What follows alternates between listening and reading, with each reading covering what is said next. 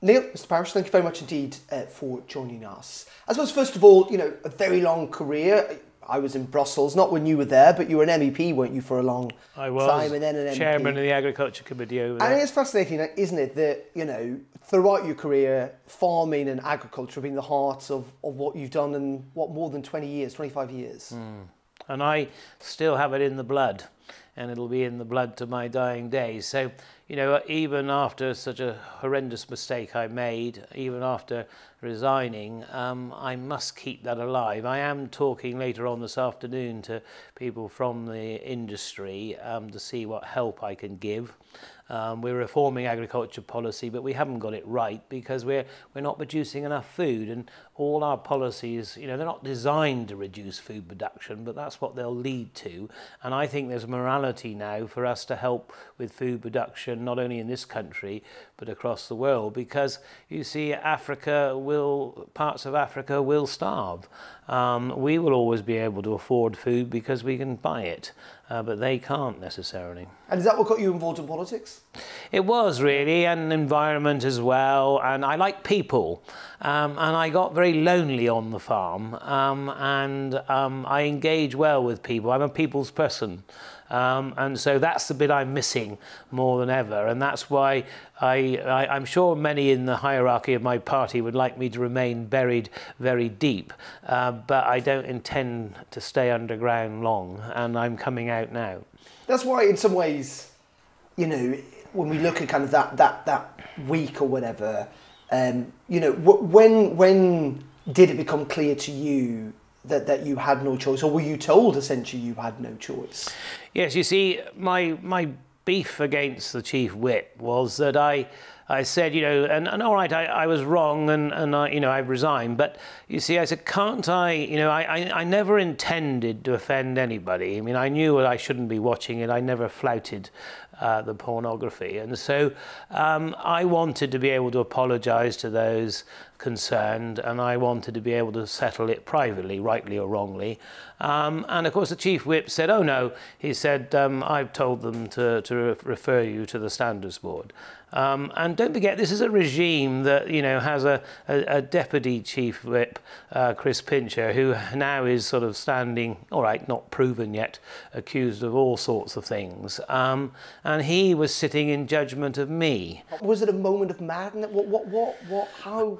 I mean, it's one of these things where lots of people go, right, yeah. How does that even happen?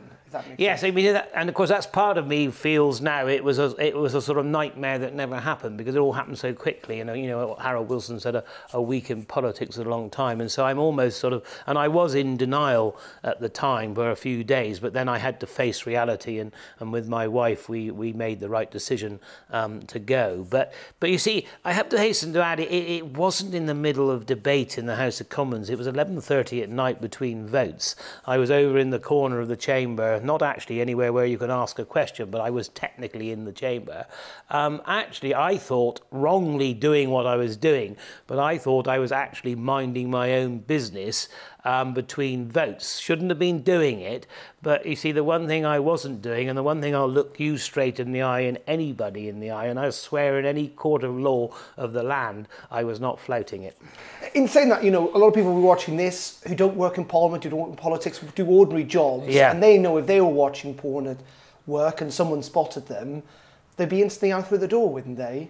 You yes. Understand the public outrage. Yeah, I mean, and that's why, I did, all right, a couple of days delay, but I actually did the right thing, and I don't regret that.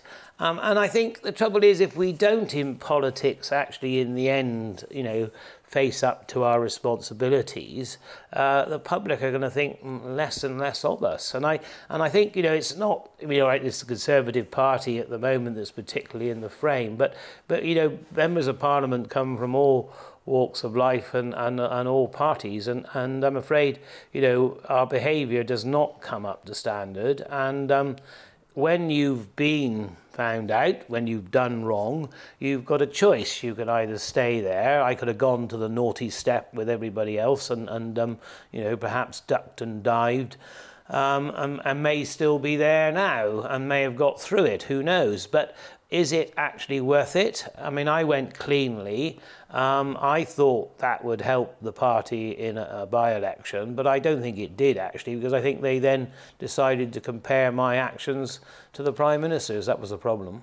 In saying that, you know, I think the story broke during PMQs on that Wednesday, didn't it? And I interviewed you a couple of hours later on that Wednesday afternoon. You used the word denial there. I mean, I asked you about it, and it seemed extraordinary at the time you didn't own up to it. Well, what happened? I was wrong, but I suppose, like I said, what do you do when you become sort of slightly terrified about what you've done, and you see your whole political career going up in flames? And so at that stage, I was totally in denial. And I think, you know, there is whether I could have ever claimed, you know, temporary insanity or whatever, I don't know. But you know, I mean, you can imagine I wake up very early these days. I mean, I've lost quite a lot of weight. I don't say this is the best way to lose weight. I don't recommend it. But so it's on my mind a lot of the time. So yes, I mean, it was a mistake, but it was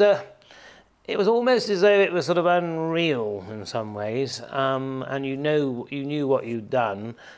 You see, I still wanted to be able to try and rightly or wrongly sort it out privately. Hence, I was sort of bounced into that, because I should have thought you were going to ask me that question. I probably shouldn't have come on that day in hindsight. But that's nonetheless. You see, once you've behaved badly, you have got to take responsibility, and that's when talking to my wife, who's been a great supporter of me. She's the rock of ages, and so you know, you talk to the family and you make the right decision. So that must have been really, you know, aside from the allegations, you know, the police I think came and they took your guns away. As you said, there was a lot of media attention. That must have been, you know, quite the 24, 48 hours at the end of that week. On the police taking the guns away, please, what I would want to say publicly is that the police behaved very well, and they came back several times after they take my guns away just to check that I was okay, much more than, dare I say it, any duty of care from my own party. But so they took the guns away, not because I'd been threatening anybody or I'd had any problems with mental illness. It was just that in the circumstances they felt it was best for me not to have those guns. I'd even forgotten they were up there. They're shotguns. I only use them really for some clay pigeon shooting and frightening rooks when they come and eat the corn in the winter time, and so, you know, and try and keep them away. So but you know, they were right to do so, and so I want to thank the police for the way they dealt with me. It's clearly, though, still several months on, quite stressful for you, quite upsetting, frankly. Yes, I mean, what you've got to do, though, and this is why I'm talking to you today, is because I need to come back. I've taken sort of not professional psychological advice, but some good friends I've got who know about psychology say that you mustn't hide away. You've got to come back out. You see, I went to the Devon County show on Friday, and I have to say, people were lovely, and it was nothing had happened. Now, lots has happened, and I'm no longer an MP. I'm no longer chair of the EFRA committee, which I loved, and I loved Parliament. But but for me, this is rehabilitation. You see, I like to talk. You see, I went into politics to get company and public life and to do things for people and my constituents. That's what I enjoyed doing, and so I'm not going to sort of back away from it now. Do you feel then, in, you know, retrospect, hindsight, maybe do you regret resigning in the end? That actually, as you say, given what's happened, it's entirely possible, you know, you would have got through it in some ways. Yes, but you see, when my family, and I not only talked to my wife, I talked to my son and daughter, and they both said, I think, Daddy, you've got to go. So, you know, you do the right thing. You don't always want to do the right thing. So I'm not trying to make myself into a hero, because I'm not. And I'm a man who's made a big mistake. You know, it was just wrong. So in the end, go. But you see, what I don't want to do and what I don't intend to do is disappear from the face of the earth, because I still have a lot in me, a lot of expertise, a lot of good things I can do, both with charity and with the farming sector, like I said, on food, animal welfare, fair share, you know, all people that need food. So lots of stuff out there. And so, you know, I'm a great believer in using one's talents. And even at this stage where I've blown my talents and my career to smithereens quite spectacularly, I have no intentions of going away and never being heard of again. And I've got to do some good, and there's good in me. And I am actually quite a good person, despite all this. If you ask the, you know, I used to love talking to the doorkeepers. I liked all the people in the restaurants. I always had banter with everybody. I used to get in the morning when I first got there 12 years ago and talk to everybody, because I'm a country boy. I say good morning. I open doors for people. I'm traditional, and they all looked at me as I was mad. But after 12 years, they've all talked to me.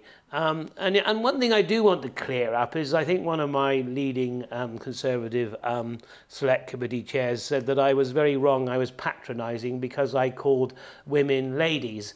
I was brought up in a farming family where it was disrespectful to call a woman a woman. You called them a lady. So when I actually call somebody a lady, I may be old-fashioned, but I am not being disrespectful. So, you know, there was a lot of stuff going on out there where, you know, your colleagues who you know, perhaps I think ought to know better, should not have had that particular go at me. You feel it hurts a lot still. Well, it does, but on the other hand, I appreciate this interview because, you see, do you leave the hurt inside to burn you away, or do you bring it out? And do you get not your side of the story, but just the human side of it, and the fact that, you know, I was absolutely stupid and offensive, but I didn't mean to be, and I was crazy at that moment in time. So, but does that mean that you are entirely finished? And I hope it's not, because I've still got a lot of good in me to do. There's anger, I think, there as well, isn't there? I mean, you look at there's Conservative MPs facing rape allegations. You know, we've got, as you say, the Deputy Chief Whip Chris Pincher facing multiple allegations. Another MP who's been pictured with drugs, and they're all still MPs. Yeah, but you see, that's one of the reasons, but ironically, is one of the parts of my decision to go is that I thought, well, yes, I've made a huge mess, but I don't particularly want to go with them. Not being funny, because while I committed a crime against myself and it was very amoral, I wasn't in that category. I mean, for 3 days, I had the national media outside the House. For 3 days, they were going around Parliament trying to dig up something on me. Did you find it? No, you didn't, because it wasn't there. But when you see the treatment of other MPs, you must feel it's unfair, though. Is it unfair? Part of me feels, because I sort of, all right, I blew myself up, but 5 days and you're out of Parliament. You know, everything's shut down. That's the way the system works once you resign. And so I haven't said goodbye. I haven't. It's sort of unfinished business, if you know what I mean. I mean, I used to get on brilliantly with the Speaker, Lindsay Hoyle. I had a very good rapport with people. I could debate well. I was quite funny when I was on form. I don't know. I don't know if I can leave it there. I may leave it there. I may have to leave it there. But I don't know. Essentially, like if you're friends maybe with the Prime Minister, you get away with a hell of a lot more. And because you're a backbench MP, you know, who wasn't in government, that you were treated in a whole different way. You were more expendable, possibly. Yeah, I mean, you are expendable. And of course, don't forget, you see, I mean, I did, my wife always used to tease me and said, you know, you enjoy putting the ministers up against the wall too much, because you see, I enjoyed my role as a scrutineer. Don't forget, you see, for 10 years in Parliament, I built, 12 years, I built my own world. I never had preferment, I worked out that I had an expertise on agriculture environment. I circumnavigated the Environment, Food and Rural Affairs Select Committee, and I took the chair, you know, by over 300 votes in 2015. Nobody really ever decided to come back at me again. And so, because elections are about winning well, because you see off your opponents. So I built that up, and then I did hold the government to account. I was very independent, and I don't make any apologies for that. Do you think, though, the Prime Minister should have removed the whip from Chris Pincher earlier? Immediately. That's the bit that I have, because you see, the whip was removed from me before, I don't think there ever were any formal complaints made against me. What the chief whip had is the world's media, like I did, barking at him, and so he got frightened and he took the whip straight away from me, and then afterwards gave me no help whatsoever. And you see, this duty of care is what I really do feel strongly about this, because I want them to learn from what they did to me and not to do it to others. Because, you see, I had a good political career for over, 20 odd years, but I'd always been able, like European Parliament, I'd always been able to keep my farm and my family separate. And all of a sudden, they are in your space. They're shouting abuse at you outside the door. And so I couldn't cope with it, really. But I had no help. So, you see, the party does need to not only use you when you're useful, but they can't. I wasn't a criminal. I was stupid. But you see, the chief whip treated me as though I'd committed murder. And then part of the regime that took the whip away from me was Christopher Pincher. Well, I mean, I'm not going to comment on his behaviour, but I just ask people listening to this to make a judgment who was worse. Do you think it calls into question the Prime Minister's judgment in some ways? I think what it calls in with the Prime Minister, and I like Boris, and he's very good on the big calls, on the vaccines, on dealing with Russia, and Putin, and helping Ukraine, and all of these things. But the problem he's got is a problem of trust and a problem of integrity. Now, and I do gently question slightly his intelligence on this latest thing, because you have a situation where Christopher Pincher reportedly had a minder in order to keep him from, behaving badly. By all accounts, Boris must have known that Dominic Cummings knew what he used to nickname, Pincher by name, Pincher by nature. And so Boris says, I knew nothing of his behaviour, the previous behaviour, and so that's why he should remain with the whip. Doesn't seem credible. It's not credible, but the point I'm making is, that Dominic Cummings knows that about you. Dominic Cummings is there sharpening his knives every morning to see which one he can stick in, and so what he's immediately going to say, well, the Prime Minister knew, because that's what his nickname was. I mean, it's not.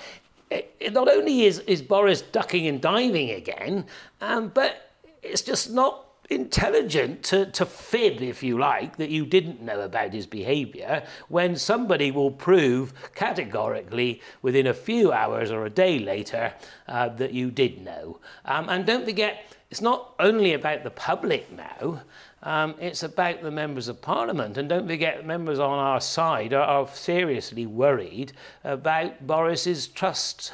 And do people trust him? Just finally, on you've been a member of the Conservative Party for decades. You'll remember the 1990s. It feels like we're there again, doesn't it? Like almost week after week, there's a new allegation of sleaze or of breaking rules. Do you think the party's it's tired, it's falling apart? It maybe could do with a bit of time regrouping again. Yeah, I mean, I know all about the 90s because I was a county councillor in 93 and lost my seat. And in 95, I lost my district seat after 12 years. And people said to me, Neil, we really like you. You work hard, but we're not voting Conservative. And you see, we must remember that. And when you lose the trust of people, you lose it. Now, I don't think we're quite at 97 yet. And I think if we can actually sort of get through this, and we will have to replace our leader. It's not if, it's now when. And I think, you know, we could still, because Labour and Keir Starmer, nice guy, but he's not really cracking the mustard. The Liberal Democrats, yes, protest vote and they'll do reasonably well. But again, you know, their revolution never quite comes. And so it's not all over, but by God, we aren't half drinking at the last chance saloon. Doesn't sound like politics is over for you. Not for me, not yet. You think you'll run again at some stage? I think I might. And I think the more I see the behaviour of some of those around me and some of those that made the decisions on me at the moment, I'm afraid yes, there is a bit of me that thinks, is it the last of Neil Parish? Maybe not. Well, Neil Parish, thank you very much. Thank you. Thank you.